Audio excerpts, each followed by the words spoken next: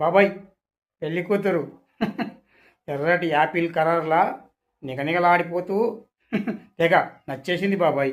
తెగ నచ్చేసింది. కానీ నాకు ఒక డౌట్ ఉంది బాబాయ్. అడిగితే ఏమనుకుంటారో ఏమో అని డౌట్గా ఉంది. మరి అడిగేయమంటావా బాబాయ్? అడిగేస్తున్నా, ఏమీ అనుకోవద్దు. మళ్ళీ ఆ తర్వాత పెళ్లి కూతురు ఏమైనా ఫీల్ అయిపోతుందో ఏమో. ఏమండి, మీరు నాకు తెగ నచ్చేశారు. నేను బ్యాంక్ మేనేజర్ జాబ్ చేస్తున్నాను.